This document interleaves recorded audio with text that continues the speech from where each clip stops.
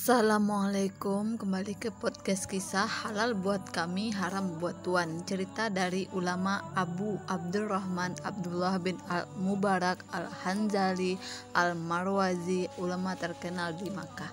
Suatu ketika setelah selesai menjalani salah satu ritual haji, ia beristirahat dan tertidur. Dalam tidurnya ia bermimpi melihat dua malaikat yang turun dari langit. Ia mendengar percakapan mereka. "Berapa banyak yang datang tahun ini?" tanya malaikat kepada malaikat lainnya. 700.000, jawab malaikat lainnya. "Berapa banyak mereka yang ibadah hajinya diterima?" "Tidak satupun." Percakapan ini membuat Abdullah gemetar. Apa? Ia menangis dalam mimpinya. Semua orang-orang ini telah datang dari belahan bumi yang jauh dengan kesulitan yang besar dan keletihan di sepanjang perjalanan, berkelana menyusuri padang pasir yang luas, dan semua usaha mereka menjadi sia-sia. Sambil gemetar ia melanjutkan mendengar cerita kedua malaikat itu. Namun ada seorang yang meskipun tidak datang menunaikan ibadah haji, tetapi ibadah hajinya diterima dan seluruh dosanya telah diampuni. Berkat dia seluruh haji mereka diterima oleh Allah. Kok bisa? Itu kehendak Allah. Siapa yang orang tersebut? Sa'id bin Muhafah, tukang sol sepatu di kota Damsyik, Damaskus. Mendengar ucapan itu, ulama itu langsung terbangun. Sepulang haji, ia tidak langsung pulang ke rumah, tapi langsung menuju kota Damaskus, Syria. Sampai di sana ia langsung mencari tukang sol sepatu yang disebut malaikat dalam mimpinya. Hampir semua tukang sol sepatu ditanya, "Apa memang ada tukang sol sepatu yang namanya Sa'id bin Muhafah?" "Ada di tepi kota," jawab seorang sol sepatu sambil menunjukkan arahnya. Sesampai di sana, ulama itu menemukan tukang sepatu yang berpakaian lusuh. "Benarkah Anda bernama Sa'id bin Muhafah?" tanya ulama itu. "Betul, siapa tuan?" "Aku Abdullah bin Mubarak." Sa'id pun terharu. "Bapak adalah ulama terkenal, ada apa mendatangi saya?" Sejenak ulama itu kebingungan. Dari mana ia memulai pertanyaannya. Akhirnya ia pun menceritakan perihal mimpinya. "Saya ingin tahu, adakah sesuatu yang telah Anda perbuat sehingga Anda berhak mendapatkan pahala haji yang mabrur?" "Wah, saya sendiri tidak tahu.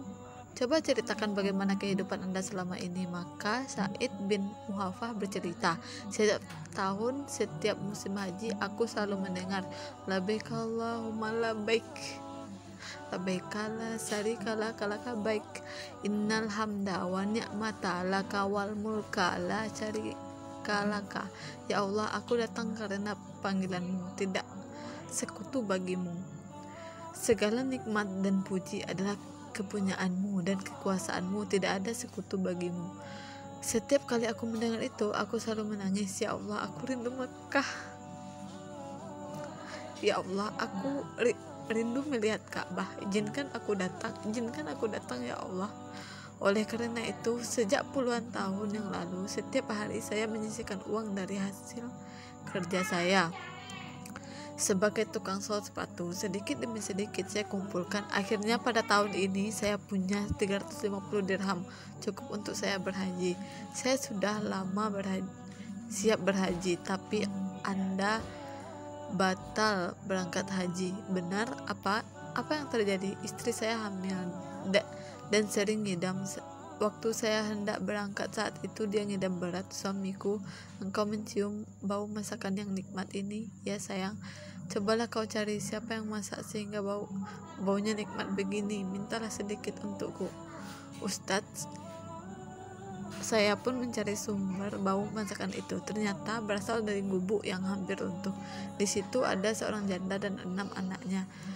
Saya bilang padanya bahwa istri saya ingin masakan yang ia masak, meskipun sedikit. Janda itu diam saja memandang saya, sehingga saya mengulangi perkataan saya. Akhirnya dengan perlahan ia mengatakan, "Tidak boleh tuan, dijual berapapun akan saya beli." "Makanan itu tidak dijual tuan," katanya sambil berlinang air mata. Akhirnya saya tanya kenapa sambil menangis. Janda itu bertanya, "Daging ini halal untuk kami dan haram untuk tuan," katanya. Dalam hati, bagaimana ada makanan yang halal untuk dia tapi haram untuk saya? Padahal kita sama-sama muslim. Karena itu saya mendesaknya lagi. Kenapa? Sudah beberapa hari ini kami tidak makan. Di rumah tidak ada makanan. Hari ini kami melihat keledai mati, lalu kami ambil sebagian dagingnya untuk dimasak. Bagi kami daging ini adalah halal karena andai kami tak memakannya kami akan mati kelaparan. Namun bagi Tuhan daging ini haram. Mendengar ucapan tersebut spontan saya menangis, lalu saya pulang. Saya ceritakan kejadian itu pada istriku, dia pun menangis. Kami akhirnya memasak masakan dan mendatangi rumah janda itu. Ini masakan untukmu. Uang peruntukan haji sebesar 350 dirham pun saya berikan pada mereka. Pakailah uang ini untukmu sekeluarga, gunakan untuk usaha agar engkau tidak kelaparan lagi. Ya Allah, disinilah hajiku. Ya Allah, disinilah Mekahku. Mendengar cerita tersebut, Abdullah bin Mubarak tak bisa menahan air mata. Kisah ini memberi hikmah bahwa membantu orang di sekitar kita bisa jadi sama nilainya dengan pergi haji di mata Allah. Buat yang akan naik haji atau yang sudah berhaji, saudaraku, ingat ada dua yang tidak kekal dalam diri manusia, yakni masa muda dan kekuatan fisiknya. Jangan lupa ada dua yang akan bermanfaat bagi semua orang, yaitu budi pekerti yang luhur serta jiwa yang ikhlas memaafkan. Perhatikan, ada dua pula yang akan mengangkat derajat kemuliaan manusia, yaitu rendah hati dan suka meringankan beban hidup orang lain. Dan ada dua yang akan menolak datangnya bencana, yaitu sedekah serta menjalin hubungan silaturahim. Semoga kita menjadi orang-orang yang dimuliakan oleh Allah Subhanahu wa Ta'ala. Amin. Sekian dari ceritanya, semoga bermanfaat.